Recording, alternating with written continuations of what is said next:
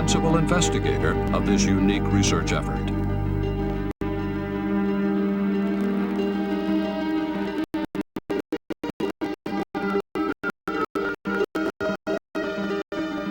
Hoagland, a former NASA leaving the solar system aboard the Pioneer spacecraft, was invited to deliver this address February 27, 1992, in the Dog Hammarskjöld Library Auditorium.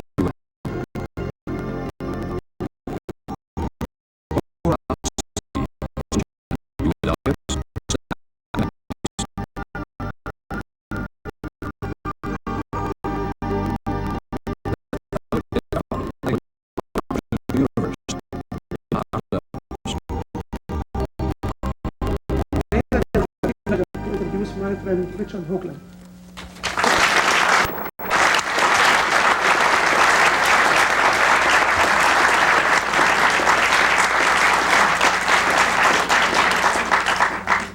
Before I begin, I would like to thank several people without whom literally we would not be standing here and this would not be taking place. First and foremost, of course, Susan Caravan, who had the extraordinary misfortune to look at me in San Francisco a few months ago and say, have you ever thought of talking at the UN?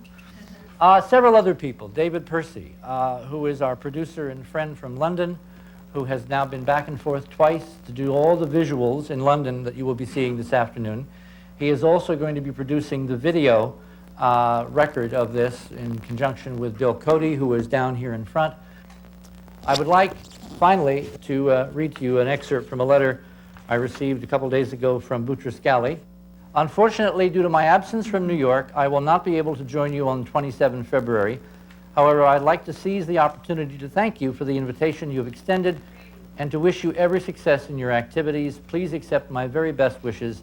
Yours sincerely, Boutros Ghali, Secretary General of the United Nations.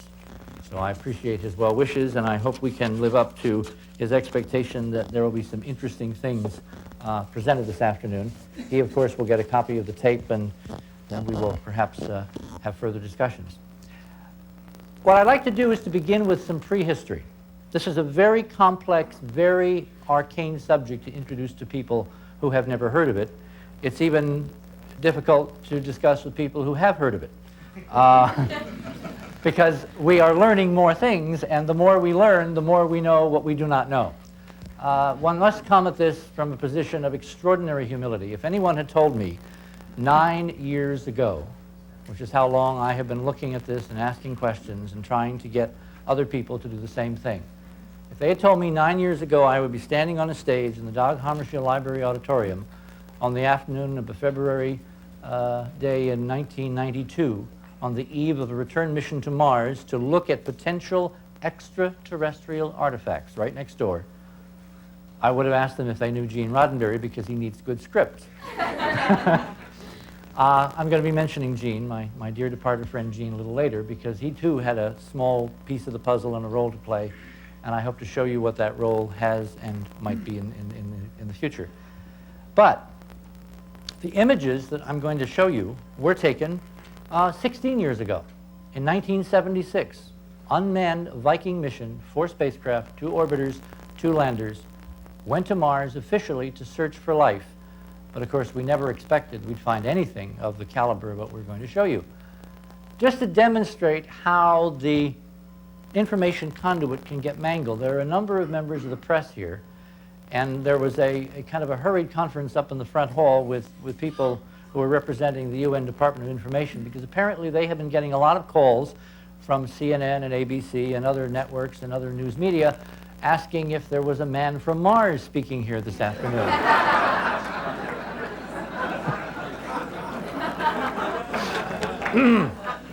Now, make of that what you will.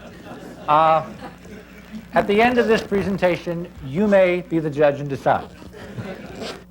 We now have a set of data so extraordinary that it demands, in the venue of any decent science, simply testing the hypothesis.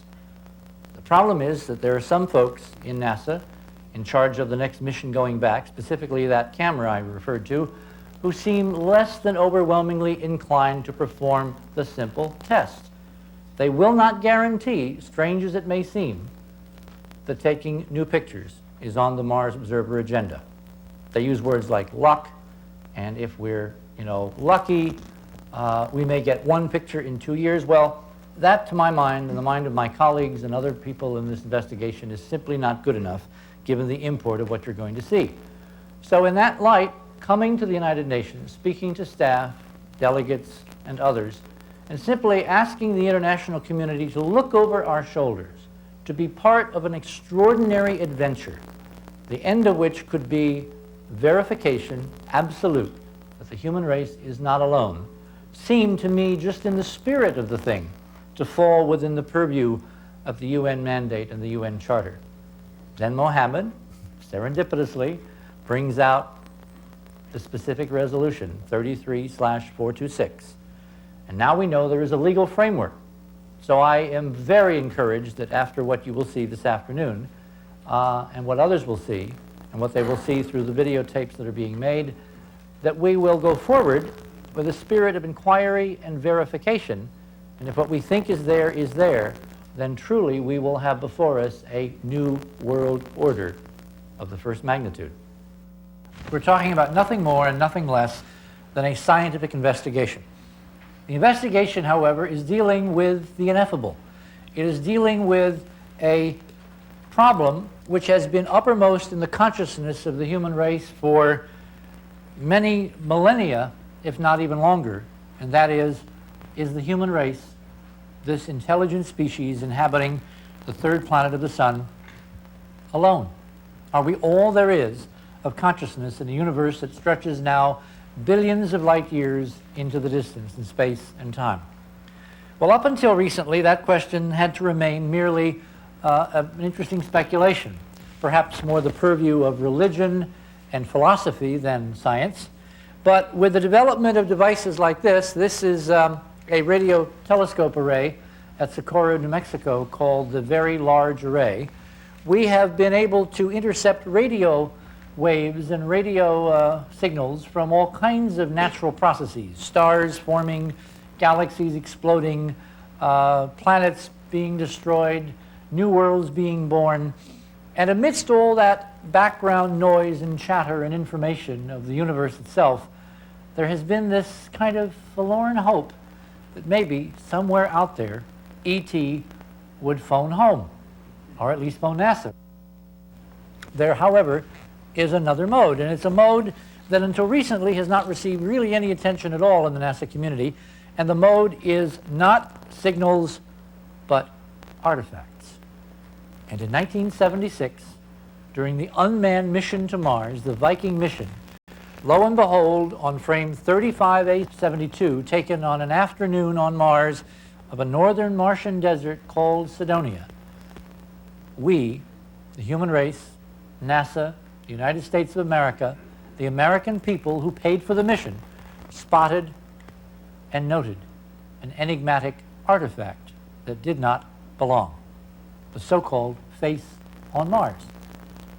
Now, many things have happened in the ensuing years, but I wanted to show you the original data to show you how far we have come, because, of course, the official response when this photograph was first presented to the media and to the world was that it was, in fact, a trick of light and shadow.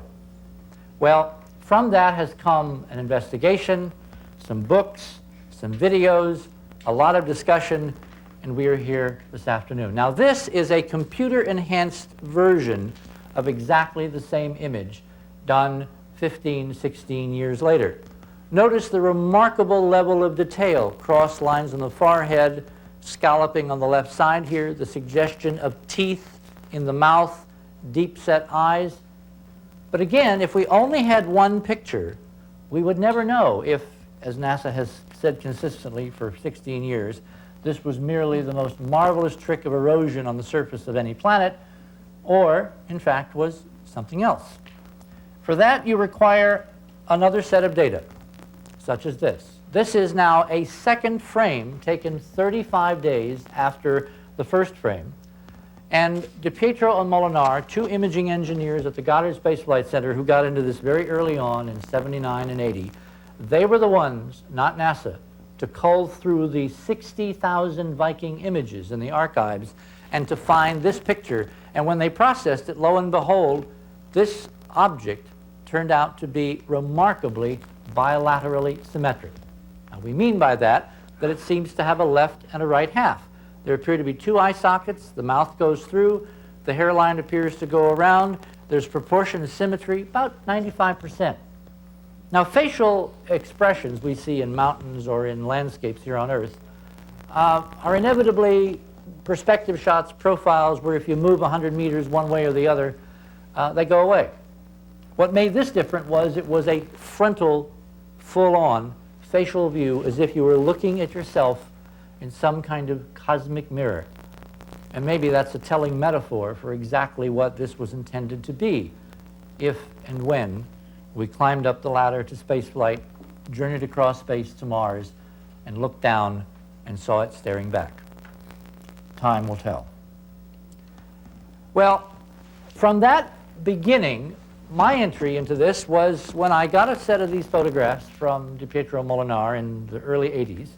And I tell all this in Monuments, so I won't go into any great detail. But what really provoked me about the problem was not only the remarkable detail in their analysis and their image processing, because they were experts at bringing data out of digital tapes, but the fact that very nearby on the landscape, there appeared to be a collection of pyramidal forms. And it's strikingly obvious that these, whatever their origin, they're pyramidal. Now, mountains can be pyramidal, totally for sure. Mountains can be pyramidal. The interesting thing about these mountains seemed to be that they lay at a 90-degree angle to the center line of the face on Mars.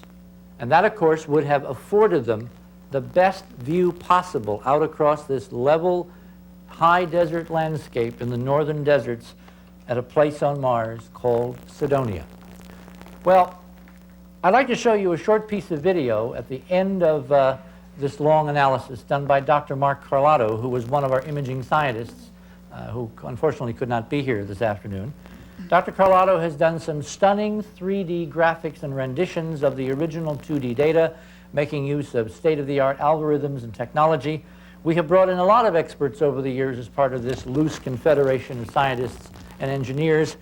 And the bottom line is that we're trying to apply the best rigors of scientific analysis to a problem that for an awful lot of folks at first blush appears to be beyond the pale of science. So if I could have screen on.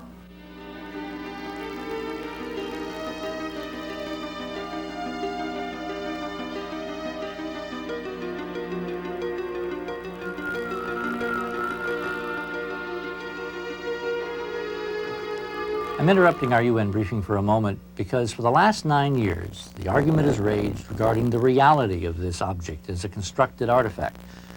Well, our focus has now begun to shift. We're looking more at the meaning of this object, including a possible connection with the Earth. For those of you who may not have been following our investigation, however, including our recent briefings at NASA Lewis, for instance, I would like to emphasize some of that compelling evidence. The key to our apparently successful solution to the riddle of Cydonia, which is the name of the region on Mars where Viking initially photographed the face, turned out not to be the face at all, but a 2-mile-long, half-mile-high, 5-sided pyramid located a few miles away. It was Eero Torin, our team member on loan from the Defense Mapping Agency, who cracked the code, because Torin found, when measuring the internal geometry of the D&M pyramid, that it contains incredible geometric structure, fundamental mathematical constants, which in the universe are the key to signifying the presence of intelligence. That's why we term this object the Rosetta Stone of Cydonia. Imagine my intense gratification as I remeasured the relationships between all the so-called anomalous objects we had previously identified grouped around the face and discovered the identical geometry to the D&M, including multiple examples of identical mathematical constants. It was at this point that we began to worry less about the ultimate reality of the so-called face on Mars and more about the meaning of the message of Cydonia. If there was a deliberate meaning behind the incredible geometry now displayed by the monuments of Mars, what could be the meaning? Well, it turns out to center on this figure, This is a four-sided, four-cornered object termed a tetrahedron. And I predict you're going to be hearing a lot more about this object in the years ahead. Because if you put this structure in a sphere, it predicts some remarkable phenomena. For if you put a hypothetical tetrahedra in a planet, the tips touch inside at a key latitude. And at those latitudes, something significant occurs. Watch. Because it turns out that if you look at the D&M, these latitude lines, as they cross, make angles with the interior geometry, and look what we have here, 19.5 degrees and 19.5 degrees, which is confirmation that we have successfully solved the puzzle and decoded the message of Cydonia. And of course, this all relates to the angles that we have encoded in color and to the fact that E prime, or the tetrahedral ratio E, is really square root of 3 divided by 2, which is a fundamental constant. Anyway, so it appears as if we have successfully worked through the puzzle that somebody laid out, and the message of the puzzle is, look to your tetrahedra. Now, what in the world is that supposed to tell us? Okay? Plato notwithstanding. Well, let's look a little further here. You'll notice here that we have a clear, enhanced version of Cydonia. Notice how much better it is than the NASA version. This is a lot of after-hours programming and computer time applied by people outside the space agency, I would like to remind you. Here's the face, here's the city, just the eastern end of it. Here's the D&M down here. Here's this little round thing we call the Tholus. Here's the cliff. Here's this little thing here. What I'm showing here is that the same angles and the same geometry and the same constants, the same relationships, and yes, the same message that we decoded in the D&M has been repeated over and over redundantly throughout the entire complex. Why 19.5? Well, as I looked at the solar system, in my background, I was at the Hayden Planetarium. I've been a NASA consultant, as Mohammed said. I've been involved in planetary science and astronomy most of my adult professional life. My familiarity with the space program is through the planetary program. I have experienced this extraordinary vicarious thrill through the Voyager missions, as we have literally gone where no one has gone before and seen it on live television. So the first thing I realized when the importance of this latitude became quite apparent was, wait a minute, there's a pattern here. And the pattern is that on every major and minor planet that we have flown by, looked at, or mapped in the last 30 years through NASA imagery, the major disturbance, starting with Jupiter and the Great Red Spot, lies just about at 19.5 north or south. What we think it's trying to tell us is the fact that the internal upwellings of energy on planets, starting with what we term the gas giants in the outer solar system, such as Jupiter, are exemplified by what we will now term circumscribed tetrahedral mathematics. This is time-lapse photography taken during the Voyager mission by Voyagers 1 and 2, an exquisite computer process of fitting together individual frames so you get an actual movie. Notice this enormous vortex, that's what it is, rotating, frozen on the central meridian by the time-lapse cameras and the computer algorithms. We'll get some other close-ups here in a moment. What this is a huge upwelling of internal heat swirling around because of the differential rotation of cloud bands to the north and the south of it. And it sits there for year after year after year after year, rotating every 12 days. Jupiter is so massive, it's 318 times the mass of the Earth. It is fully 10 times the size of the Earth, that this huge atmospheric vortex, which is high up in the Jovian stratosphere and extends to an unknown depth below the visible cloud layers, this vortex is big enough to swallow the entire planet Earth. It has been termed a hurricane, a storm. It is our strong suspicion now that it is not any kind of hurricane or storm that we, the human race, are familiar with.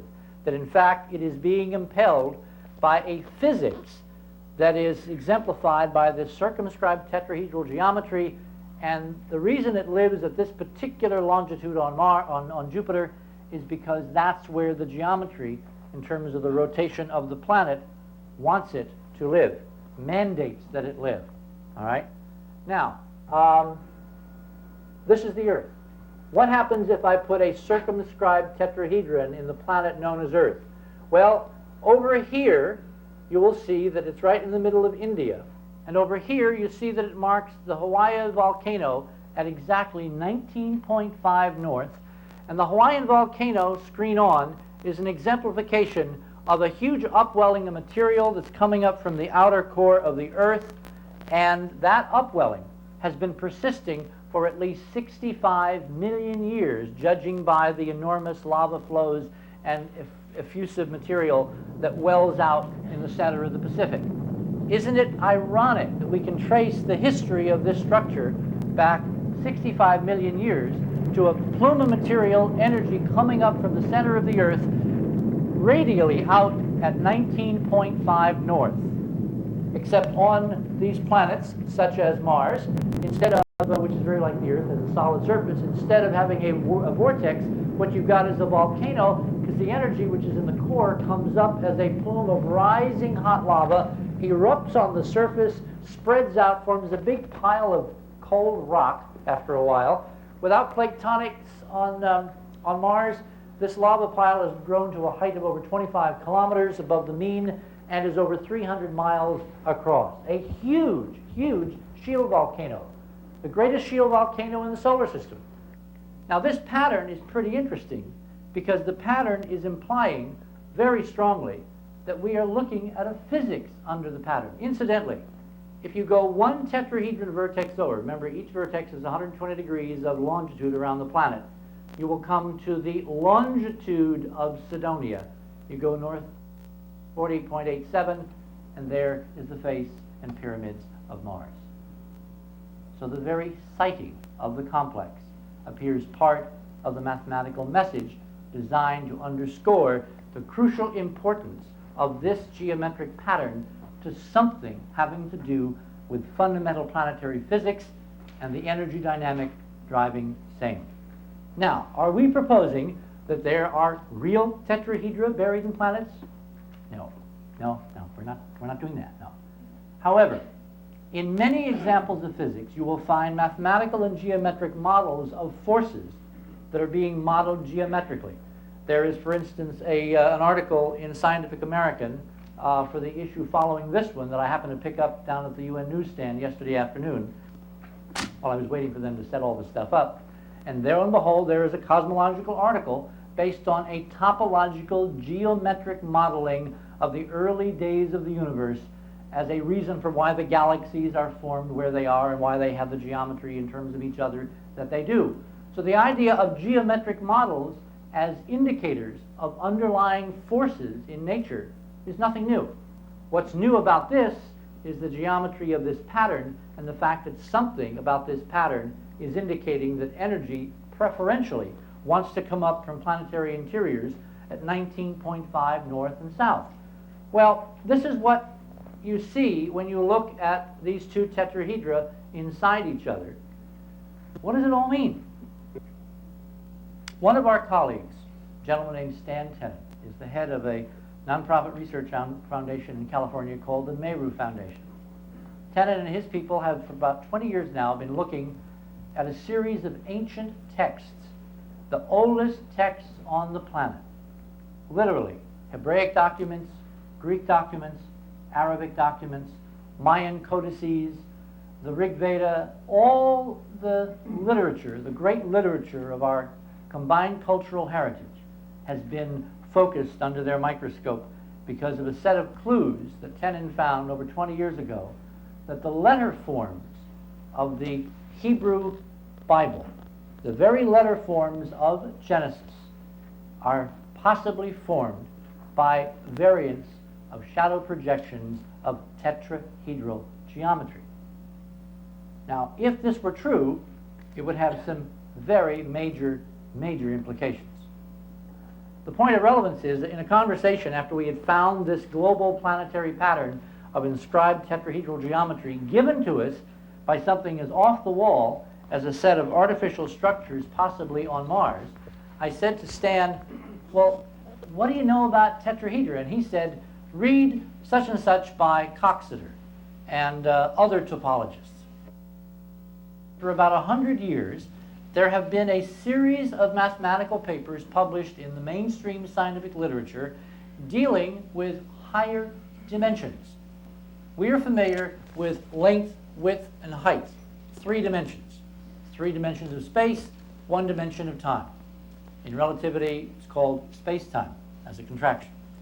However, this rather arcane subculture of scientists, mathematicians, topologists, have been dealing routinely with 4 dimensions spatially, 5, 6, 7, all the way up now to, I believe, 26 individual dimensions. And the mathematics to describe them are literally unreadable, so I'm not even going to begin to try to get into it. The bottom line, however, was that as I read these papers, it became very apparent that in these mathematical treatises, there were descriptions of events that would be occurring in 3 dimensions if you were modeling things going on in 4 dimensions or higher and seeing projections, shadows, back into our familiar 3 dimensions. Now, all of these papers dealt with this as theory, as simply, intellectual gamesmanship, mathematical doodling, back of the envelope things. But we're not supposed to really take the idea of other dimensions seriously, right?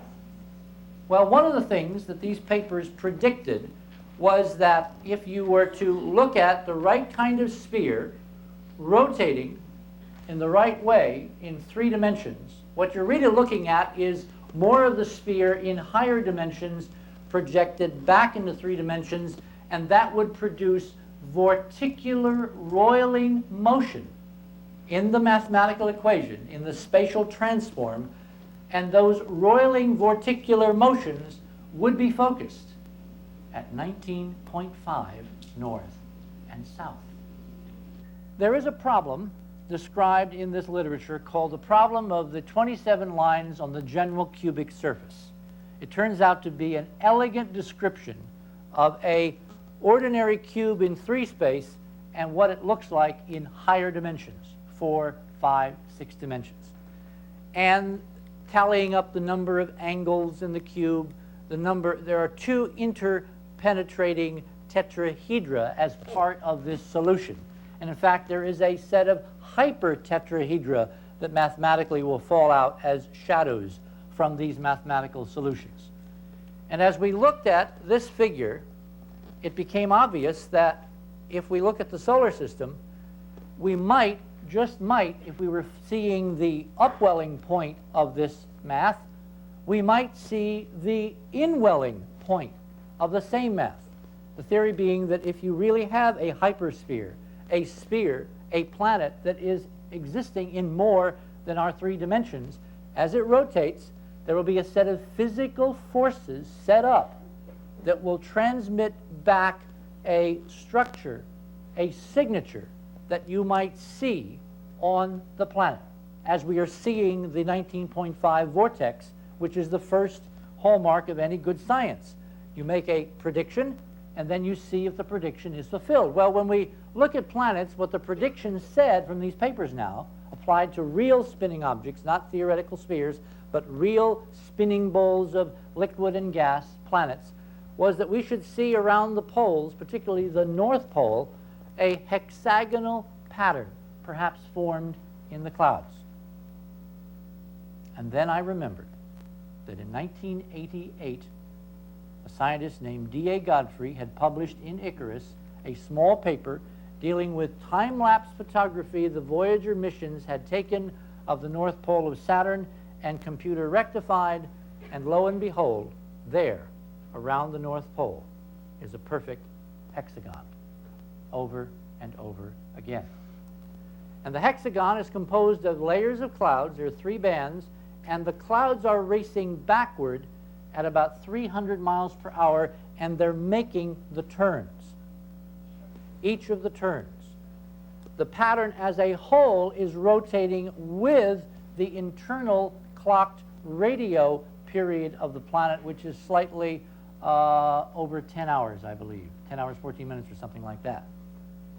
That's crucial in a physics because what it means is the pattern is linked to a property called the bulk angular momentum, the mass spinning of this physical object in 3 dimensions. Now, I mean, look at that. This is stunning because science is prediction.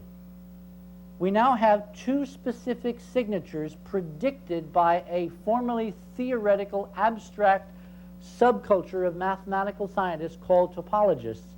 And their predictions are that if you rotate a hypersphere, meaning a sphere that extends into more than 3 dimensions that we're familiar with, the effects back from these higher dimensions will give you signatures at 19.5 and a hexagonal pattern in the idealized solution around the rotational pole of rotation. And that, in fact, is exactly what we see. Now, what is that saying? It is saying, screen on, it is saying that perchance, just perchance, during the Voyager mission, we have now secured data that at least one planet in our solar system is somehow connected mathematically to a higher dimensional state space. And that, of course, if we can confirm through further research and further analysis, would be a stunning fact to have beheld. Saturn has lived in our mythologies for so many years simply because it is this place with rings. It wasn't until we sent spacecraft to Saturn and we imaged those rings that we realized that our simple models of this world that were drawn from photographic data based on Earth and not close-up imagery of its clouds and belts and storms and atmospheric patterns taken on site by these spacecraft, that those models were woefully lacking even by current standards of planetary science and physics. For instance, as spacecraft approached over the 70s and into the 80s, it gave us a stunning series of close-ups of these rings. The rings are 171,000 miles from tip to tip. From Earth, they appear to be divided into simple divisions, 1, 2, 3, and they were given designations, the A ring, the B ring, the C ring. But as the Voyager spacecraft showed us image after image of the rings, what did it reveal?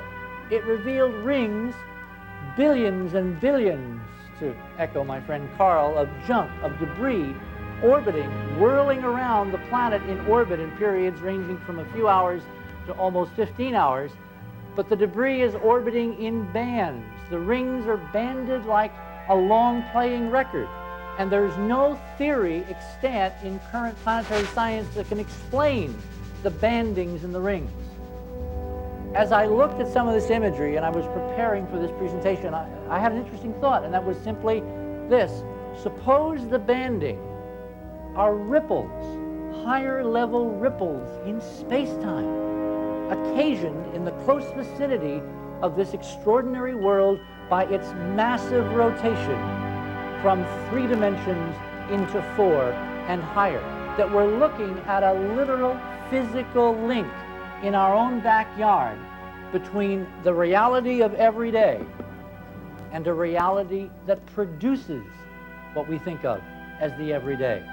Because as you look at these objects, these little tiny worlds, this is Mimas, this is a moon that is less than the size of Connecticut. It has a geology and a topology on its own surface that in fact is an amazingly diverse landscape for a tiny chunk of ice that has no internal energy or power source that we can discern. Is it possible that in Saturn, in this spinning ball of liquid hydrogen and liquid helium, banded with clouds, orbiting almost once every 30 years around the center of the solar system, flanked by an exquisite set of concentric and enigmatic rings, that we are seeing an exemplification of the physics of a literal new age?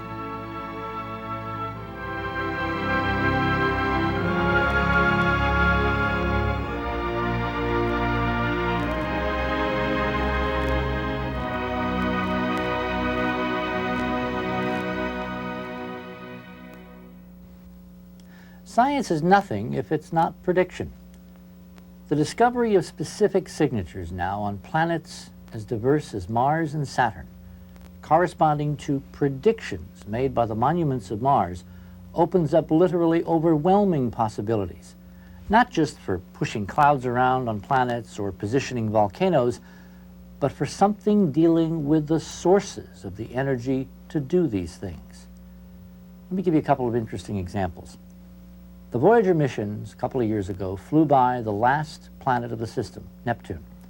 They measured during the flyby a fact that, inexplicably, Neptune is emitting almost 3 times more energy than it's getting from the sun. Question: where is the energy coming from? No one currently knows. It is our profound suspicion that the physics that we have decoded at Cydonia is telling us about a hyperdimensional source for this new energy. Or take the sun itself. For the last several years, scientists have been looking for nuclear particles supposedly coming from the center of the sun because of its thermonuclear reactions, the kind of chained H-bomb model. Well, for the last 20 years, they haven't found anywhere near as many of these particles as models would predict. In fact, the Soviets and the Japanese, who'd recently brought online experiments to measure fundamental particles, have found none. Is it possible that the very center of our solar system, this incredible blazing ball of gas around which all the worlds in this system orbit, is in fact fueled from another source? The fact, for instance, that its sunspots peak at the key 19.5 latitude may be the clue.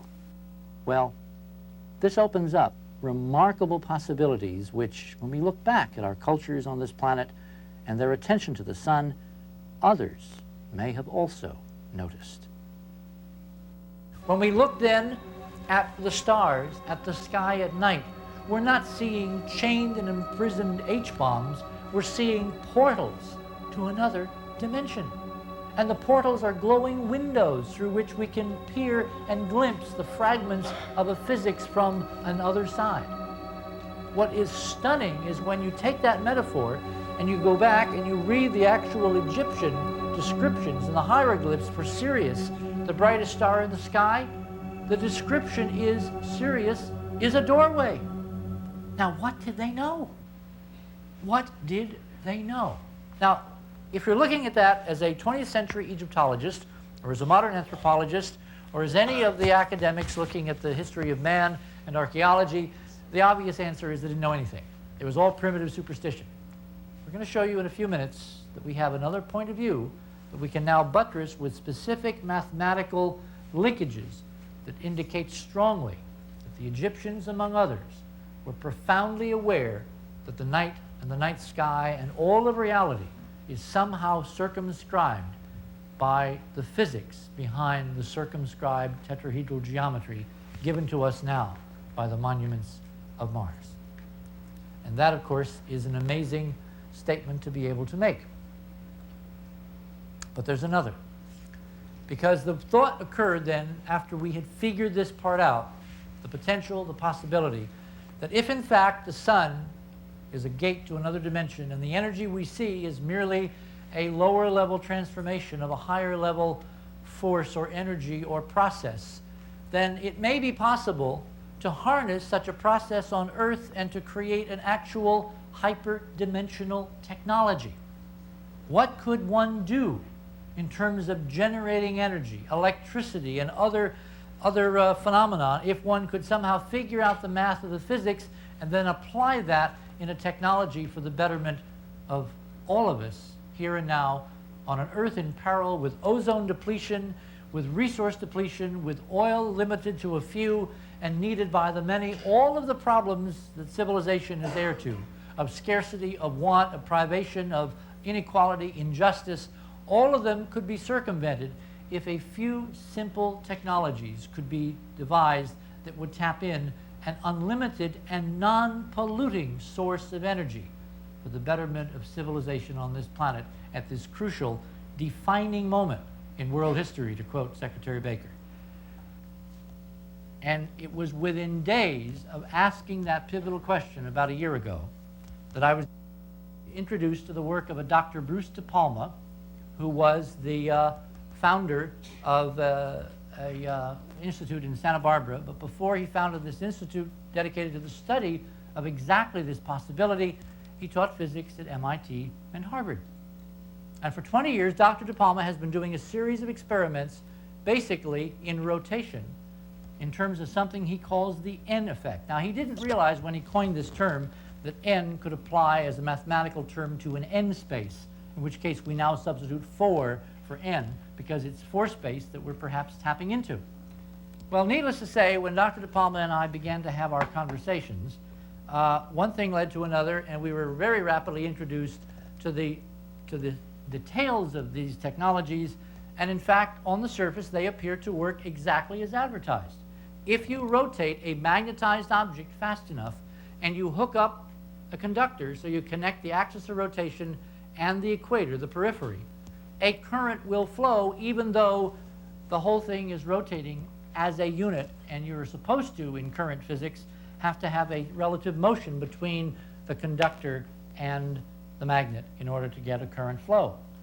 Strongly indicating, in Dr. De Palma's view and in mine as well, that magnetic fields are a property of the hyperdimensional space-time boundary itself and are not produced by the magnet. The magnets are only the transducers. They're only the gate, if you will, whereby the magnetic signature of the higher level state space is manifest in our 3 dimensions. But something even more stunning that he did, and this has got to be replicated, and I would like to issue a challenge to the International School, which is housed here at the UN, to be one of the first schools to try to do this in their physics lab, because any high school should be able to duplicate this. What Dr. De Palma did is he took 2 steel balls, all right, like these little pinballs that you see in the arcades. One of them is motionless. It's not rotating. The other is spinning at 27,000 revolutions per minute, going like a bat out of, well, going like a bat, okay. And they are ejected in a spring mechanism simultaneously at an angle, about a 45-degree angle, all right? Look what happens. The ball that is spinning rises faster, farther, and falls faster, quicker than the ball that is not spinning. And there is absolutely nothing in Newtonian mechanics that can explain that. Nothing. Now, what's interesting is that when you go back and you look at your classical physics texts at Harvard, MIT, whatever, they are always referring to non-rotating objects. Rotation, if it is dealt with at all, is dealt with as one of these terrible complexities in the lab that you can't really get a handle on. So everything is fixed and simplified and grounded and made as simple as possible. Well, it turns out that if this experiment can be replicated by others, then standard classical non-rotating Newtonian physics isn't real. It is a subset. It is an approximation of a real universe, which we'd better get to exploring very seriously, because contained in this, may I say it here in the hallowed halls of the UN, might just be the secret of the control of gravity. And imagine the economic impact if instead of having to ship things around the world by jet plane or boat or around continents by truck or by rail, I could produce a device where they would hover and float frictionlessly, and the energy costs of doing that from here to Perth, Australia were mere pennies. I mean, this is not airy-fairy stuff. If this can be verified, if the experiments can be performed, if the proper tools of science applied to these potentials, then the vision the President and others who have met in this building have had so long of a new world order can actually come to pass. And the beneficiaries, the first beneficiaries will be those who are now last, the so-called third world. And I would hope that there would be some interest on the part of some members and delegates and staff here to pursue some of these ideas and questions, because the practical benefits for all the peoples of this world at this crucial defining moment in history, I don't think can be overestimated. The science, however, must be done. And at the moment, it is not being done. Well, this, of course, raises the other great implication and potential of this data, and that is, if we are seeing a connection between a geometry given to us by the monuments of Mars and a physics that applies not just to our neighborhood and the planet we live on and the sun and all the universe we see, but does it also apply to perhaps something in our own history? Is it possible that there could be actual physical links between what took place on Mars so long ago and what has taken place on Earth? Well, as the human species somehow had a contact with a higher intelligence that knows some of these profound universal truths and has tried ever so gently to inculcate their seeds and their gestation and their flowering in the human psyche, in the human condition, and in human civilization. Over the past 9 years, perhaps the most consistently controversial aspect of this work has been the rising specter of a provable terrestrial connection. Even for those for whom the discovery of alien ruins right next door would present no insurmountable theoretical problem, the possibility that that alien presence somehow intervened even hundreds of thousands of years ago on this planet raises some very interesting problems. It was with some trepidation then that to the international community during our UN briefing, we presented the first provable, hard, numerical and photographic evidence of precisely such an alien intervention, including such diverse locations as Giza, Egypt, and Marcoasi, Peru. It began about 9 years ago by noting the curious resemblance of the face to another important monument on this planet. And as I began looking at some references and books and talking with colleagues, this was a sketch done by Shannon, one of our early artists on the team, we both realized that this image was somehow trying to tell us something profound. It was trying to say this. Now, that is totally unscientific, and I wouldn't even bring it up, except that gut feeling, that haunting thing turned out to have exquisite, almost excruciating confirmation in the years that have subsequently followed. Because the biggest version of that previous image is, of course, this. This is the Sphinx, the largest statue we know created by the human race here on planet Earth, 240 some feet long and 60 plus 66 maybe feet high. The combination of the man-lion. In Arabic, it's called Abu Hol, I believe, which means father of terror. And no one has given me a satisfactory explanation of why it is called the father of terror in Arabic. In the more ancient indigenous Egyptian language, it was called the Ark-Ur. And that is really interesting because as we probed into the etymology, Ark-Ur meant the end of the beginning connected to the beginning of the end, almost like a cycle, like an endpoint, like a constant process, as if it represents the end of something and the beginning of something else. I want to tell you a story of courage by a guy named John Anthony West. John West is a rogue Egyptologist, if you will. He is a writer, raconteur, lecturer, but mostly John has been looking for the last 15 years or so at this object, much as I've been looking at its potential counterpoint on Mars. And he basically has been asking the question, did the Egyptians, in fact, as we know them, do this remarkable structure? Did they create the Sphinx and all that it implies? The canonical wisdom is that a pharaoh in the 4th dynasty, Old Kingdom, named Khephren, sculpted this being to mimic his own face, set up temples and worship and processes all around it to basically glorify his own dynastic reign. But John, in looking at the weathering, which was drawn to his attention by a gentleman named Schwaller de Lubitz, see, John, I do remember those things, noticed that there was an anomaly here that his contemporary reading of Egyptology simply could not explain. That is, the Sphinx appears to be much, much more heavily weathered than we have any right to expect from only, quote, 5,000 years. of desert weathering. Because the Lubitz pointed out that the kind of weathering we see on the Sphinx is best explained by the action of running water.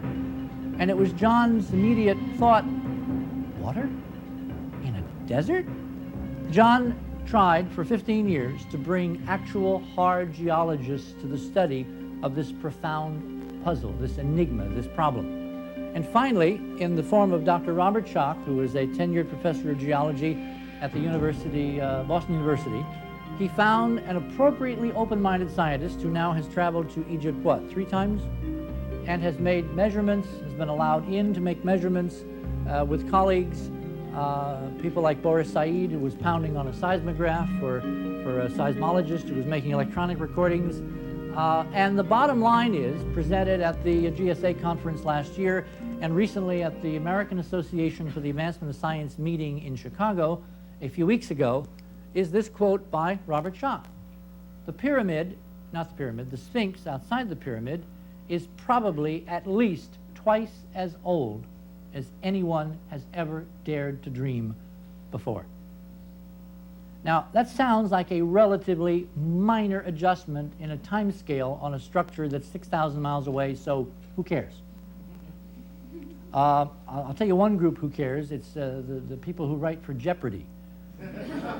The other night on Jeopardy, there was a question, what old monument has recently been dated to twice its former age? And the correct answer was the Sphinx. Unfortunately, they didn't mention John's name, but they will, okay? Because without John, you wouldn't have Bob Schoch involved, and without Schoch, you wouldn't have the scientists, the geologists now looking at it and saying, well, God, it's obvious. You need rain to get that degree of erosion. And you haven't really seen the real erosion, which is down in the cut on the back. 12 feet of it in some places. And that amount of rain has not fallen in Egypt for at least 10, maybe 15 or 20,000 years. Now that raises a profound and wonderful problem. It has the Egyptologists all frothing, you've got to understand. I mean, they're really frothing at this. I won't go into the skullduggery that is, you know, they've had some things go on that are not really what you expect out of the hallowed halls of academe. But the other fallout is that it means that we're now looking at a structure, a magnificent, monumental work of art created at a time when nobody else on planet Earth is supposedly able to do anything of that magnitude or scale. There's no other contemporary civilization to pin it on. So who did it? And before you say Martians, just sit there and listen, okay? Okay, I don't want you to leap here. Science has now opened. I mean, rigorous science has opened the doorway to what, in I think it was John's parlance, the dreaded A word, Atlantis. Is it conceivable that the mythos that came down to us through Plato, speaking of a prior high civilization capable of things like this, is maybe not a myth? But in fact, we're seeing at least one surviving, albeit very ancient, artifact that you can touch of that halcyon day when we could do things that we no longer can do, or at least that the Egyptians could not do. Again, we don't know, but the science possibilities are there, and they are now being very assiduously followed up by John and his team, and you know, we'll come back in a year or two and we'll report the results. But this opened up, at least politically, the idea that maybe this glimmering resemblance between the face on Mars and the Sphinx was not just whistling Dixie. That maybe there might be a, if not physical link, at least a cultural passing connection. Something ineffable brushed an earlier phase of human history and left a monument that recorded in some form the echo of that signal. So when we look at the geometry of the monuments of Mars, and we look specifically at the latitude of the DNM, 40.9, and we see that it's E prime, which is the tetrahedral E, divided by pi equals 0.866, all right, which is the front of it, we have to ask ourselves, is it possible we can find a mathematical link, a verifiable, testable link between what we see here and Giza? And the answer is that, in fact, this thing is located about 30 degrees north And the cosine of 30 north is equivalent to the tangent of 40.868. So yes, there is a link. There's a mathematical link, the tangent of one and the cosine of the other. And that was kind of interesting. It was certainly more than we had before, but conclusive? Of course not.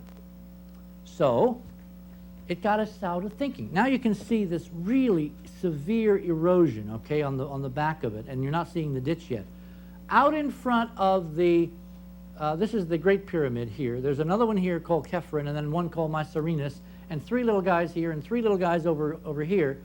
What you need to do is you need to look at an overview to get the plan, all right? Here's the Sphinx, here's the Great Pyramid, Kephren Pyramid, Mycerinus, all right? And here's north. Erotorin was the one to discover this. If you lay an Archimedean spiral, which is a version of that equiangular spiral that we have on Mars, on the Tholus, if you lay it such that each of these guys falls on it, all right, the point of it is right here in the desert, and there's nothing there, all right? However, if you then divide east, west, and north, south, the positioning of the Sphinx in relation to the spiral and the pyramids, that ratio of this length to this length is E divided by pi, which is the key constant ratio of Cydonia. The Sphinx is not oriented at random in relation to the pyramids, but according to the key message of Cydonia itself. The basic model of the Sphinx is this lion-man interface. Two creatures. Now, why those two creatures? Why the body of a lion and the head of a man? So with that as prelude, and the idea that maybe somebody who knew a little bit more than the Old Kingdom Egyptians might have had a hand in this spot on Earth, we began to look seriously at the possibility that there was more than a passing connection between this awesome structure and the monuments of Mars.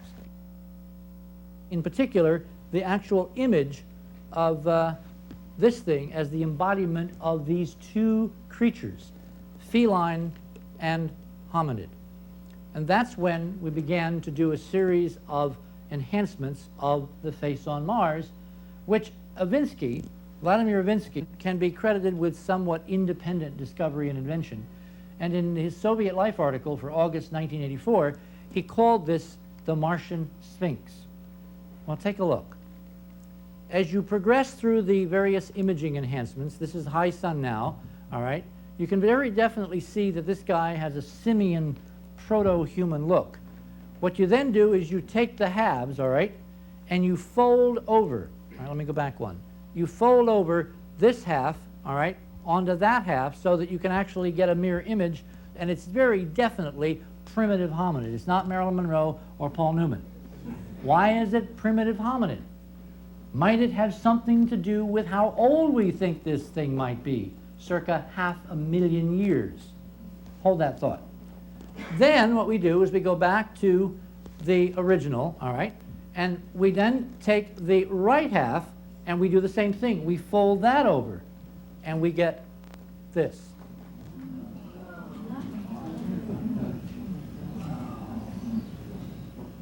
And I'm really gratified by your response, guys, because that's exactly my feeling. The hair on the back of my neck.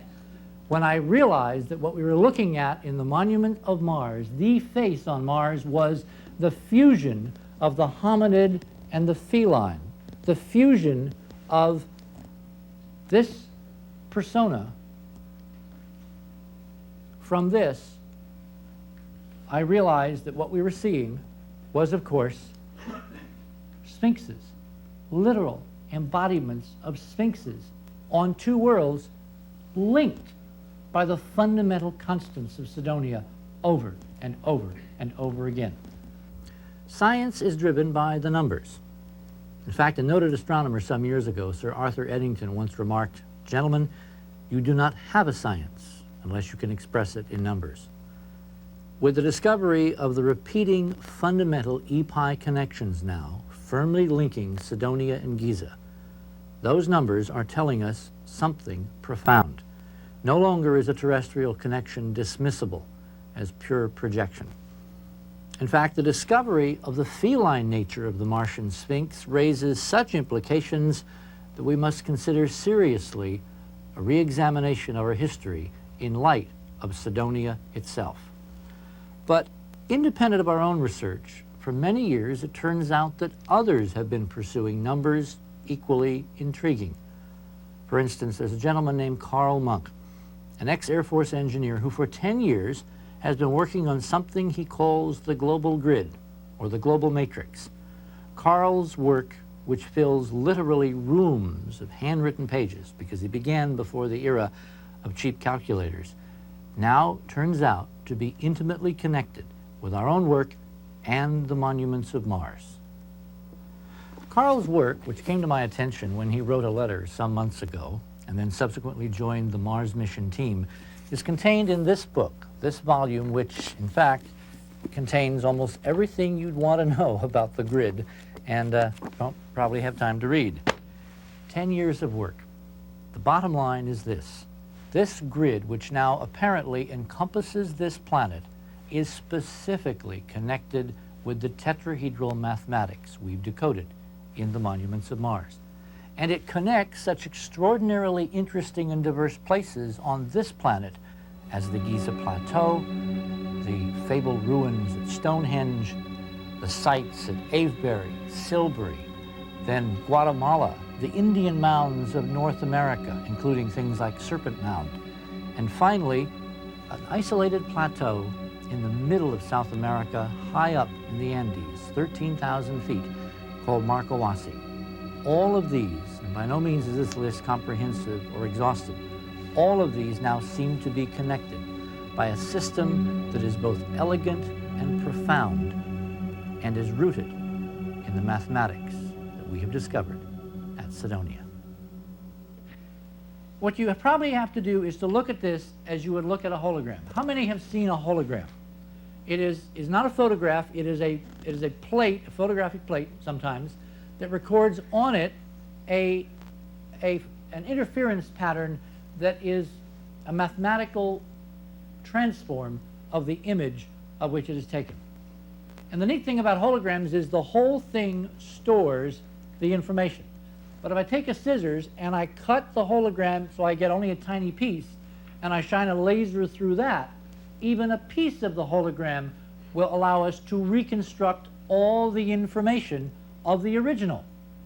So holograms are very well adapted for storing information against entropy where there will be degradation with time. What we seem to be seeing in this global grid, this extraordinary system that Carl worked at independently long before he'd ever heard the words tetrahedral geometry or Cydonia, what we seem to be seeing is a grid, a holographic grid that has structures spotted around the Earth, and there are all kinds of interesting structures, which in fact show us the holographic memory of all different cultures to memorialize the same important few things. And those few things turn out to be E and pi and tetrahedral geometry and, by inference, hyperdimensional physics and an implied technology. And that is an extraordinary statement to be able to make. You're flying up something called the Avenue of the Dead, 30 miles northeast of Mexico City, at a place called Teotihuacan, which to the native Mayans was simply referred to as the place, the dwelling place of the gods. You're flying up the steps of the Pyramid of the Moon, which sits at the end of this long, several mile long avenue. Look at this level here, all right? That angle there is equal to 19.5 degrees. And you turn around here and you look down this avenue, you'll notice that there's another pyramid over here, the Pyramid of the Sun. Its fourth level memorializes 19.69 degrees, which is its latitude on Earth. And that avenue, this long avenue, is off due north by 15.5 degrees. 15.49193338 degrees, which is the mean of all the archaeological estimates of the avenue of the Way of the Dead at Teotihuacan. Multiply it by pi. That's the elegance of this, all right? Simple pi. And what do we get? 48.66934411, which is the radius of Stonehenge. The point is, we are looking at a global matrix. We are looking at a holographic code. We're looking at something whose memory transcends any individual culture. And that's why we have got to pay attention and ask the important questions. Why do we have this here? Who left it to us? And who knew what before? And somehow, why don't we remember what our own heritage has been trying all these years patiently to tell us? When we began this, one of the major questions I had was, well, if you are finding connections with the Earth, then it should show up not only in terms of the numbers, but it should also show up in terms of the forms. That is when I noticed that Silbury Hill, which is south of a place called Avebury, also seems to have a very curious resemblance to the Tholus at Cydonia. As you know, there is this spiral that winds around the Tholus, and here, if you take this cone and you include this enclosure as the actual base, all right, the morphology is eerily identical, including this spiral path that seems to wind down the Silbury Hill, which is the largest man-made earthen mound in all of Europe. Well, Alexander Thom was the one who measured the megalithic yard, which is 2.72 feet, British feet, and now, of course, we don't think that's a coincidence. In fact, that, put together with the methodologies described in Carl's book, make it very clear that the British foot, as a fundamental unit of measurement of tetrahedral geometry, is not only British, it is the unit that was used the world over. It was just called by different names. And it had exactly the same length. And it had to have exactly the same length, or else you could not get the 5 or 10 or 12 decimal precision in the computation of the constants and the grid vectors and all that. That locks you in. The discovery of a global grid now linking these two specific worlds and apparently deriving from a single source, something that occurred at Cydonia, has profound and important implications for us all. Not the least of which is that our weights, our measures, our measuring systems of time, of length, all units of historical reference in the record must now be re-examined to possibly trace their influences and their evolution from some distant point of contact between this world and another. But in the midst of our grasping the enormous implications of this set of discoveries, something else happened, something so amazing that even those of us on the team who have lived with us now for 9 years could not quite believe our eyes, because in the midst of central England, at a place called Avebury and Silbury Hill, some of our team members have discovered and now partially proved perhaps the ultimate terrestrial connection, an analog right here on Earth to Cydonia itself. North of Silbury Hill, which is up here, there is this circular henge monument, the biggest one in England, called Avebury. It has a ditch here, and it has a raised area inside and a mound around the the exterior. And normally, you know, you wouldn't think twice about it, except that one of our key people brought this data to my attention. This monument happens to have 2 ancient stone circles. Most of them are now gone. And when Thom measured them many years ago, guess what? They are aligned off north by 19.5 degrees, which should be pretty familiar by now, and there should be a kind of a warm glow that, we got another one. Oh, it gets better. Remember I promised Mohammed we were going to give him interesting discoveries? Well, here's discovery number 2, major discovery number 2. David Percy, our esteemed producer, who is now up in the booth saying, when is he going to get done? When is he going to wind up? When he looked at this particular photograph some months back, noticing Silbury Hill and Avebury, he flashed on my NASA briefing video from Cydonia, from actually NASA Lewis of Cydonia, and the comparison I made between Silbury Hill and the Tholus at Cydonia, and suddenly he had a vision that not just metaphorically, but maybe actually this could be an analog. And this represents, well, let me show you what he thought it might represent. It might represent this, okay? Here's the crater, and on the rim there is our little guy, the tetrahedral pyramid, okay? Now, let's go forward. Here's the Avebury mound outside, the ring of earth pile up. I mean, they dug out this ditch. What were they doing digging a mile-wide hole with a ring and a ditch and a mound in the middle of a plain in England? Well, David's flash said, what if they were replicating the monuments of Mars? What if the Avebury circle was to represent the crater and Silbury was to represent the Tholus? And he did an overlay. He went to the copy store and he did one of these transparent maps, got an ordnance survey map from the British military services, raised and lowered the size and scaling until he got an exact match, and lo and behold, this is what he got.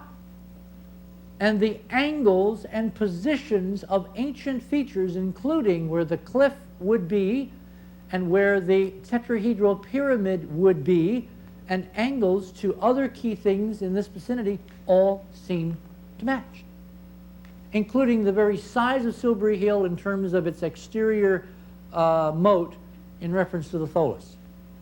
Well, this, of course, is unbelievable, but, and I want you to look at this. Here's now is the crater on Mars. Here's the tetrahedral pyramid. You're now looking from this direction at Avebury. Here's the ring here, which it would be up like here. And notice here, there's a mound and a gap. And here's the gap, and there's a separation, and there's the mound, and that's, of course, tetrahedral pyramid. There is something at Avebury which corresponds exactly geometrically. It's a raised portion of the circular pile-up earthen moat around this, corresponding exactly numerically to the tetrahedral pyramid at Cydonia on Mars. And when we do this, get this. We take the grid latitude from Carl of the pyramid, of the Avebury circle, all right? Grid longitude, we get its grid vector, and what does the grid vector turn out to be? It turns out to be, hold on to your hats, the average between really 2.7182828282 and the tetrahedral ratio E, the sphere tetrahedron ratio of 2.72069 to 1. That's what that number means, and they positioned, whoever they were, Avebury exactly there in relation to Silbury Hill to be the first means of decoding the meaning of the monuments of Earth. It is quite, this by the way now is the whole Cydonia map from my NASA video, from the briefing that we gave to NASA in March of 1990.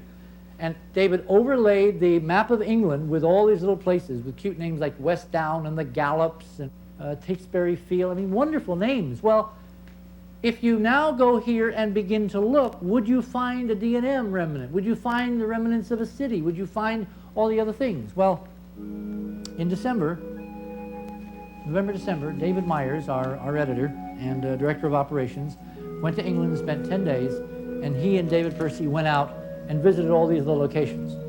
And the story of what they found is our result, because it looks like we may have the ultimate Earth-Mars connection in Silbury and Avebury and Cydonia. It looks like we may have a Cydonia 2, point for point, grid line for grid line, and perhaps object for object right here on Earth. Now, in hindsight, if we have a global matrix saying there was contact, somebody knew something, and there was some connection at some point in our dim, dim past, does it not stand to reason that part of that memory emplacement of objects and the matrix would actually involve an actual scale model? There's a lot of work to be done. We are not claiming at the moment that we have proven this hypothesis, but we're certainly claiming that there is one heck of a circumstantial case which in future years is going to be pursued, all right, because the only way we're ever going to get to the bottom of it is if we in fact go and drill and bring geologists, put the photographs And the overview that these two gentlemen secured last winter is profound and provocative, and maybe ushering in a new era in the investigation of the monuments of Mars. What we have been dealing with is a mystery that is safely, in most cases, in the past. Ancient Martian ruins, ancient structures around the Earth, a linking grid, but all terming itself history or prehistory. In the last several years, beginning in 1975, which ironically is the year we went to Mars, and continuing on an ascending curve of complexity and numbers, there have been appearing in the fields all around central England, but mostly in a huge equilateral triangle centered around Stonehenge, Avebury, Silbury Hill area, these things: crop circles, the glyphs in the crops. And there has been a tremendous amount of controversy over who was doing them. Why are they being done? Are they hoaxes? Are they natural phenomena? Are they meteorological vortices? Are they electrified winds? Are they merely aberrations of some kind of planet gone mad? Here is a circle that appeared, I believe, last year early.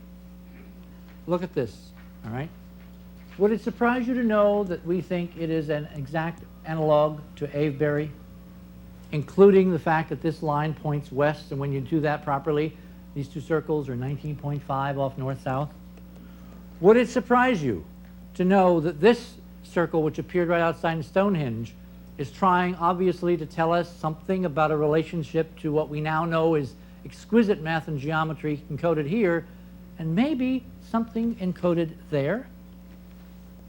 Would it surprise you to know that on July 17th, this thing appeared outside a place called Barbary Castle, which is overwhelmingly tetrahedral?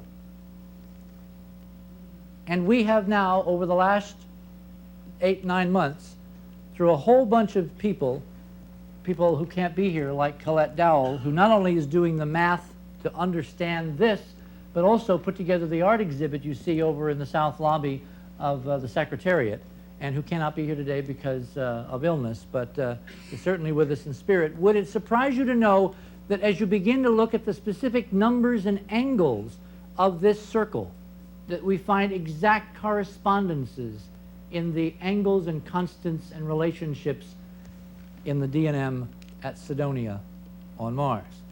And that those correspondences extend to subtleties whereby if you connect the centers of the outlying circles, this one goes just a bit beyond, you wind up with 19.5 and 22.5, which of course is the tetrahedral geometry, the tilt of the face-off north. And when you take that center circle and you do this with it, which corresponds to latitudes, you wind up with 69.4, 52, 49.6, 45, 22.5, 19.5, and you divide 45 by 52, and that's what you get, E divided by pi. In other words, this circle, and this is now another level of analysis that Colette has done, embodies in its fine structure the hypertetrahedron, the so-called 5-cell projection of mathematicians like Coxeter and others who've been doodling for the last 100 years.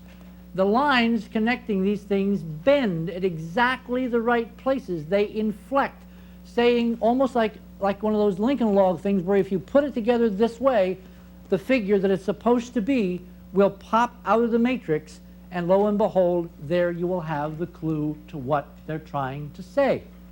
Now, of course, the problem is that nothing like this should be possible. If you take the same inflection points and you build your tetrahedron, you invert them like so, all right?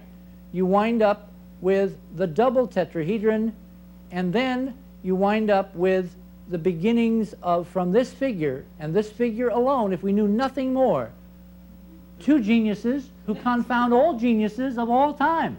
Because with nothing more than a ruler and a bent pin and an old foggy hat and a string on a board, they are able to do, they say, what none have been able to figure out for the last 10,000 years. Would it surprise you to know that I seriously doubt that Doug and Dave can even spell tetrahedron?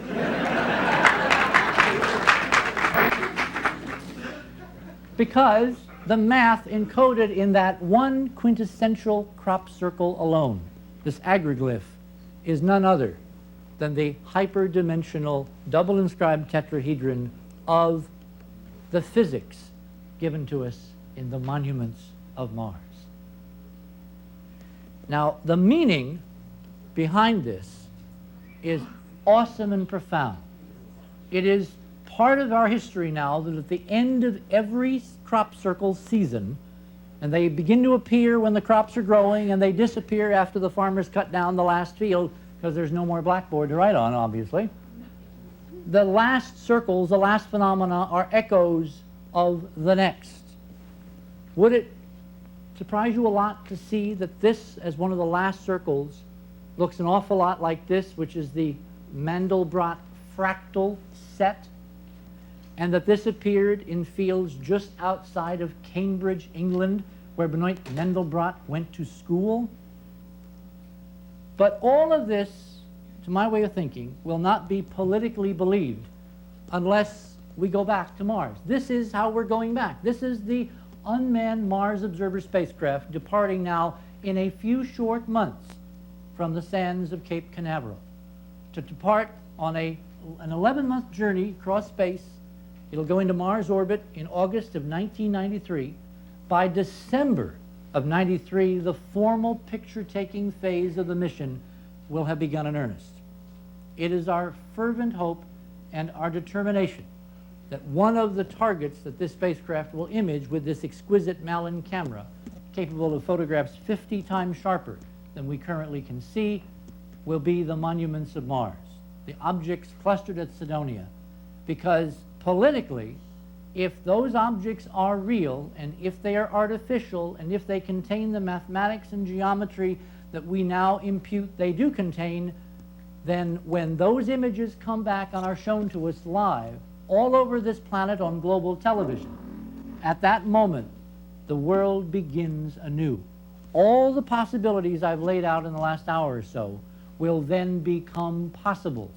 All the possibilities will, in fact, become pregnant with such possibilities that physicists and politicians and diplomats and ordinary folks, no matter what their lineage and background and heritage and culture, who all share an aspiration for a better future and to understand their roots, that heritage will come to the fore, and we will have walked through a crucial doorway in human history. But it is not going to happen unless we force and pressure NASA, the space agency, to take the pictures and make them public. Now, are we alone in this? Well, apparently not. Two official seated members to this august body, the nation of Grenada and Sierra Leone, have now issued official stamp sets commemorating the monuments of Mars and the coming exploration of Mars, and the fact that on behalf of all mankind, if those photographs from Mars Observer do get taken in December of 1993 or shortly thereafter, and they are immediately made public and they verify what we strongly suspect, the global community, all of mankind, stands to benefit. The standard parlance of history has to always been to view the unknown in fear and dread and sometimes terror. As I hope I've shown you this afternoon, we are confronted with an unknown that holds not fear, not dread, not invasion, none of those negatives, but the potential to transform the human condition physically, spiritually, materially, intellectually, and culturally beyond anything the world has known for a long, long time. Because part of the message of the monuments of Mars and the potential connection with the monuments of Earth is that these are things that we have known before. Whether we're Arabs or Jews or Christians or Hindus or of any ism, the fact is we all, according to the images and data in the stones and in the fields, we share a common bond. We share something in our heritage that is now pointing us toward a shared common future.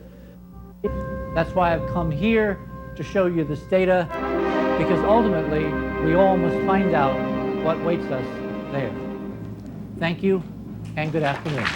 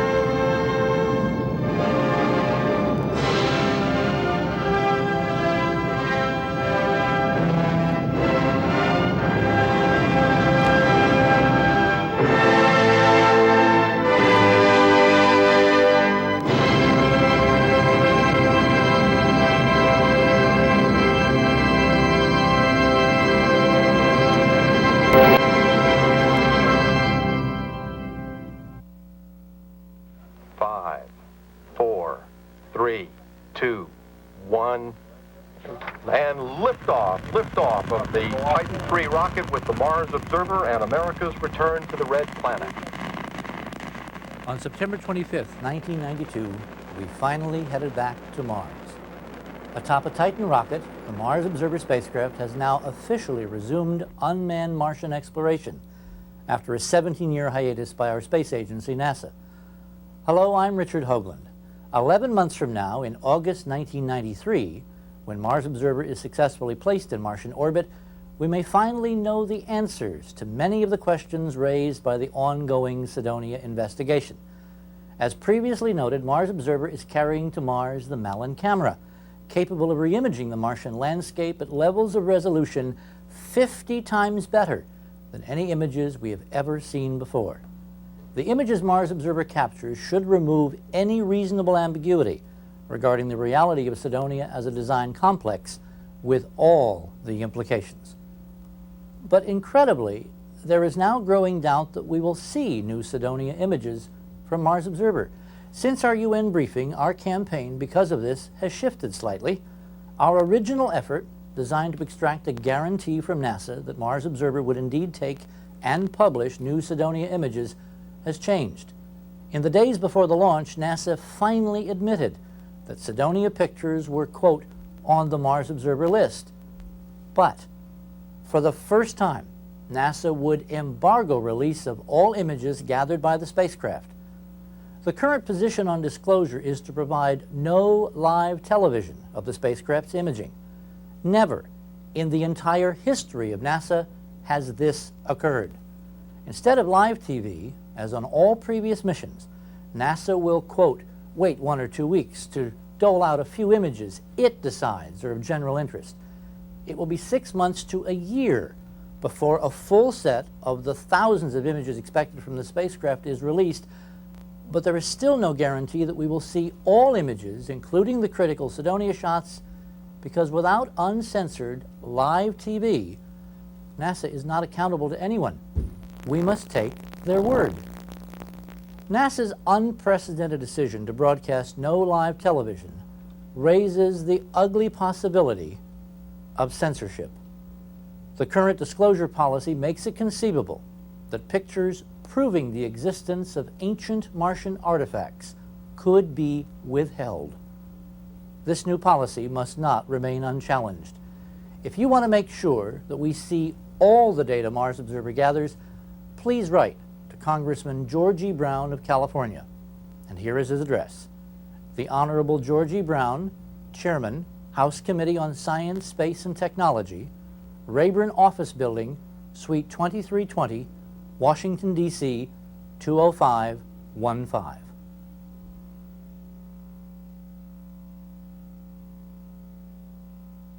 Since our UN presentation in February of 1992, our continuing investigation has turned up something quite remarkable. Hard evidence of existing technology, apparently based on the same new physics I outlined at the UN. The technology you're about to see is an extraordinary example of capabilities which must exist. if the hyperdimensional physics we've decoded through Cydonia is right. The video we are about to show you was shot by your friendly local neighborhood space agency, NASA, and comes to you courtesy of Don Ratch, an independent investigator who acquired the original footage from the live NASA satellite transmission. Don took the first hard look at what this video actually shows. The sequence begins aboard the Discovery space shuttle, rolled over on its side and flying wings forward into the pre-dawn darkness of September 15, 1991. The shuttle is in orbit 355 miles above the Earth, just passing Rangoon, Burma, that brilliant collection of city lights below. Discovery Houston, while you're looking at Orion, we're getting a pretty tremendous light show. We're looking at the lightning on the Earth. Yeah, I was looking at that myself, and looks like we're coming up on sunrise. 10 minutes later, it passes over Surabaya on the island of Java, heading southeast for the coastline of Australia. The shuttle is flying toward dawn at slightly under 18,000 miles per hour. The dotted yellow line on our computer plot marks sunrise on the Earth's surface. Everything to the right of this line is in daylight. Everything to the left is still in night. To orient you, the glowing curved line, unevenly dividing the dark upper right portion of your screen from the larger gray tone portion to the lower left, is the airglow layer of our atmosphere. It begins about 40 miles above the surface of the Earth and dissipates at an altitude of approximately 60 miles. Don't confuse this glowing line with the actual solid horizon of the planet, indicated on the NASA video by the little electronic registration marker at the upper left. This real horizon is slightly darker, opaque, 40 miles below. That's the actual Earth's surface. Remember, the shuttle's flying 355 miles above that surface, about 300 miles in airless space above the airglow. Now pay attention to your screen at the top center. You will see a dot of light appear and begin to move from right to left. Watch carefully. The dot will turn hard right in apparent response to a brief flash from the lower left. 3 seconds later, two contrails move sharply upward from the lower left.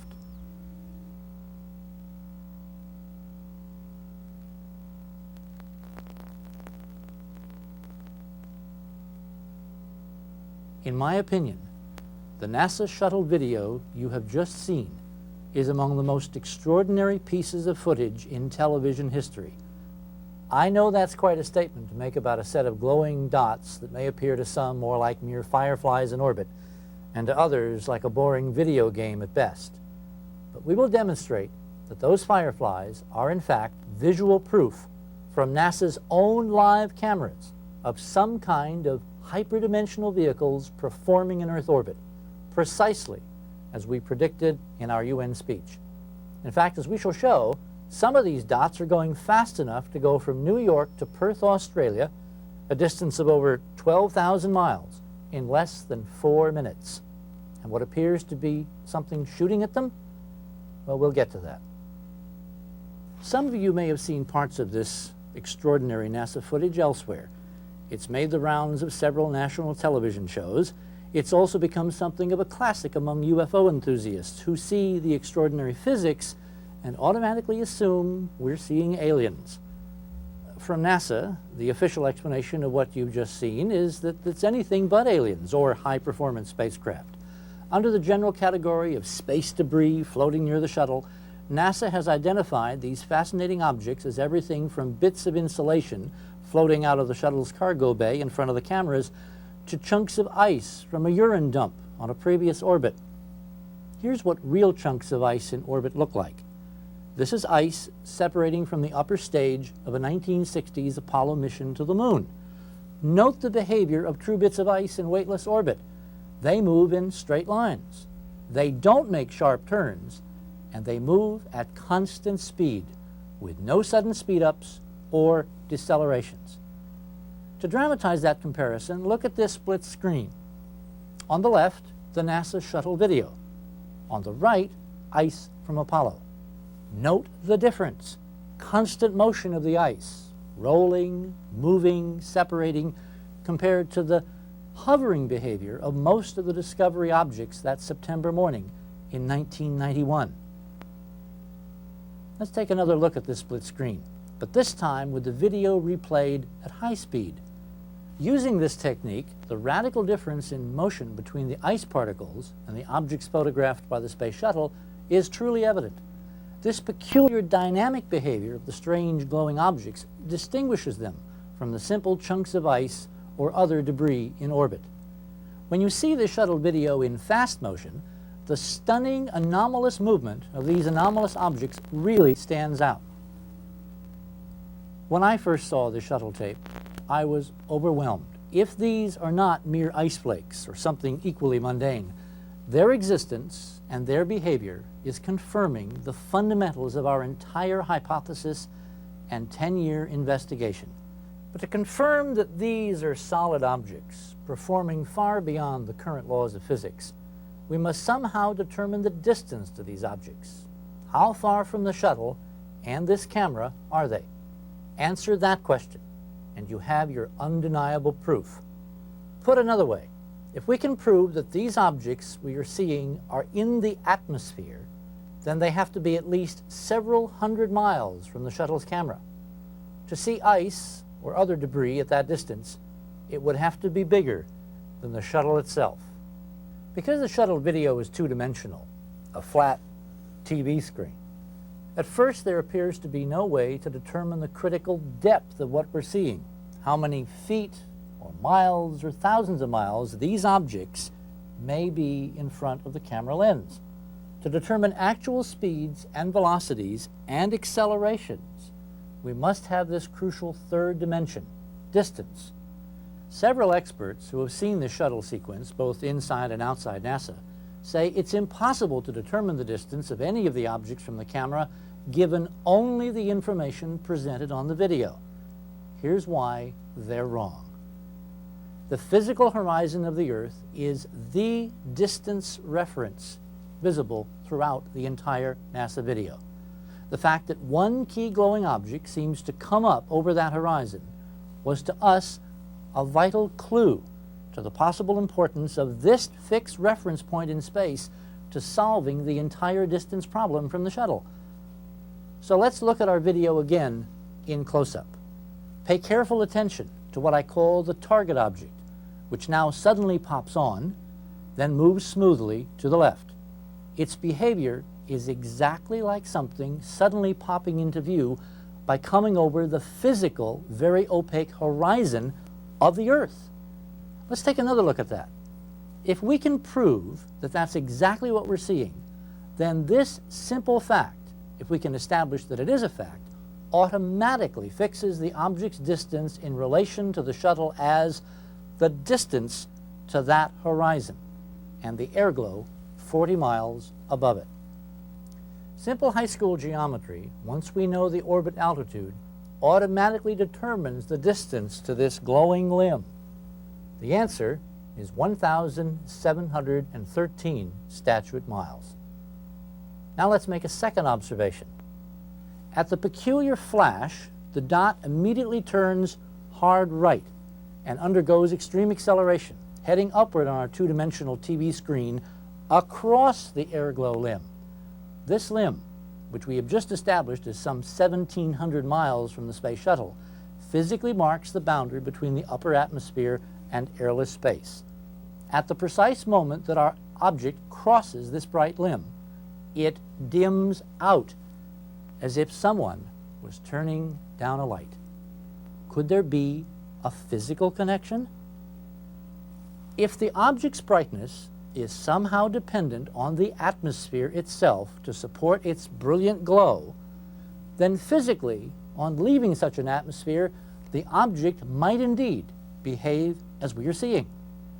This second observation, then, is a completely separate piece of evidence, strongly supporting that the glowing object we are seeing is at the physical horizon of the Earth, in the atmosphere, some 1,700 miles from the shuttle's TV camera.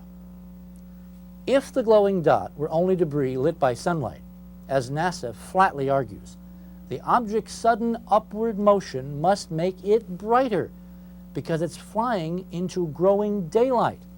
Instead, the dot grows dimmer, consistent with a much more distant physical location, because the Earth's horizon, 1,700 miles behind the shuttle, is still in total darkness. Does this finally prove that our dot is physically in the atmosphere at the Earth's horizon? Almost, but not quite. The proof came from the Analytical Sciences Corporation in Reading, Massachusetts, courtesy of my colleague and co-investigator on this problem, Dr. Mark Carlotto. You might recall it was Mark's imaging techniques and fractal analysis which has provided the substance of much of the Cydonia investigation. Using state-of-the-art computer technology, taking the NASA video apart literally frame by frame, Mark developed the conclusive evidence to complete our case. The proof involves something that so far we haven't talked about. In fact, as far as we know, no one's discussed this in any of the video presentations of the data. If you look carefully at the monitor, you'll see that in the upper right-hand portion of the screen, in that area of space, that dark, dark background, there are glowing things, glowing dots. These dots are stars, light years, literally, beyond the horizon and beyond the Earth itself. Those dots are moving downward because the shuttle is moving toward you in Earth orbit, and basically the stars are setting behind the atmosphere of Earth. If we look carefully at those glowing dots, we see that we can match the trails over very long periods of time, 10, 20 minutes, and they do not change direction.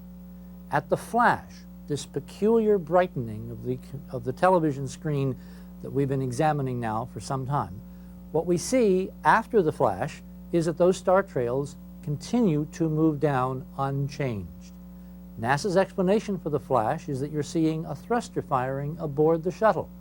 If this were true, the thruster firing would change the attitude of the entire shuttle and therefore the direction of the setting stars. Since this does not occur, this cannot be the explanation for what we've been observing.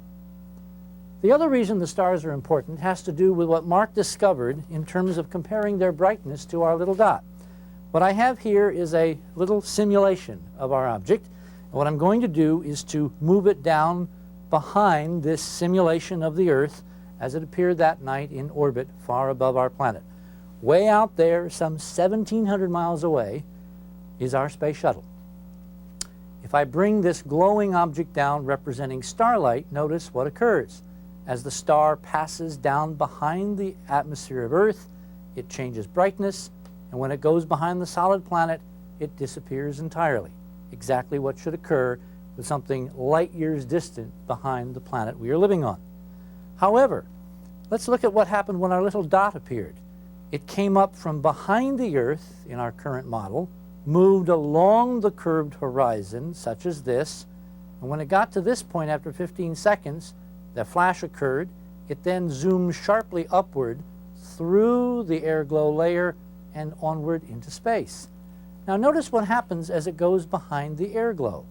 What Mark discovered is that, like the stars, it brightened and then it dimmed on leaving the Earth's atmosphere. Since starlight is coming from light years farther from the shuttle than the Earth, these two brightness sources add the air glow and the stars. By the same reasoning, since our object was brightened as it passed across this air glow layer, the calculations say that this object had to also be at least as far away from the space shuttle as the air glow, therefore fixing its distance in terms of simple physics as 1,700 miles away. Since we have now established beyond any reasonable doubt this fascinating object's distance from the shuttle, the rest is easy, if slightly unbelievable. Our little dot is in fact drifting along at a leisurely pace of some 15 miles per second. That's about 54,000 miles per hour. We say it's drifting because when you see our little target object react to that peculiar flash that you're quite familiar with by now, the undisputed star of our update accelerates in less than 2 seconds to over 200,000 miles per hour. And for those of you who may be wondering how many G's this little guy experiences when it accelerates in reaction to that flash, its numbers clock out at a cool 14,000 times the Earth's gravitational acceleration. force of 14,000 Gs is roughly equivalent to dropping a 10-story building on top of you. 200,000 miles per hour in less than 2 seconds, 14,000 Gs. Obviously, nothing in our space technology can even begin to approach numbers like this and have pilots survive. In fact, nothing in our known laws of physics provides for propulsive performances and capabilities such as those we've just observed. But this is well within, in fact, it is implicit in any hyperdimensional technologies capable of literally altering gravity. Based on the laws of physics, we believe we have now carefully decoded in the monuments of Mars and in our ancient artifacts on Earth. So what about that flash and those two streaks? Some UFO enthusiasts claim that what you're seeing are shots from some kind of Star Wars weapon system firing at alien spaceships bent on Earth invasion. I think not. Based on reasoning similar to what we've just exhaustively described, we have calculated the actual velocities of these two peculiar streaks of light. They are indeed consistent with a much publicized Star Wars weapon system from the Pentagon called Brilliant Pebbles, essentially a high-tech shotgun burst of thousands of tiny plastic pellets, accelerated to about 1,000 miles per second by an electromagnetic accelerator called a railgun. If this is true, the flash you're seeing is not light. It's an effect in the camera created by the electromagnetic pulse that accelerates the brilliant pebbles. Quite a weapon, but no match for a vehicle capable of nimbly darting away at over 14,000 Gs, as we've seen. The target, you now see why we've been calling our little glowing dot by this peculiar name, in fact evades this shot with ease. This and a host of other actions by all the other anomalous dots present in this sequence, which we haven't time to talk about, has led us to this amazing conclusion that the shuttle cameras that night somehow showed us an active Star Wars weapon system in Earth orbit, and the system is using our own American hyperdimensional technology for target practice. So I don't think we're seeing a battle in outer space at all. But I do think this remarkable video sequence is evidence of a different kind of battle inside NASA. Why did we get to see what we have seen? Our explanation is that someone very highly placed inside the agency wanted us to see this sequence live and arranged for the shuttle to literally beam it to the entire world on live TV that night. A truly extraordinary leak of what has to be the world's most secret military program. This is not just wild-eyed speculation. There is a document which was uncovered in the 1980s, declassified by the Air Force from the Wright-Patterson Technical Library in Ohio, that in fact reveals in the 1950s, for approximately 10 or 20 years, this nation, all the major aerospace companies were engaged in research on electrogravitic technology. Electrogravitics is basically the control of gravity. In 1958, after a special conference arranged among all these players by the Air Force, all reference to this technology in the open literature disappeared. But underground, quietly, with secret black budgeted money, who knows what by now these people and these processes could have developed. In fact, it's possible that you have just seen what 30 years of monies have procured. We don't know all the facts as yet. But since this video sequence of the space outside the shuttle was beamed live to Earth in September of 1991, all subsequent transmissions from any of the outside shuttle cameras on all recent shuttle flights have electronically been scrambled. And now we're told we will not be seeing Mars on live TV. This is unconscionable. But in this country, in this nation, because of our Constitution, it is not unchangeable, and you can change it. Simply write to Congressman George Brown. I'm Richard Hoagland. Thank you for watching.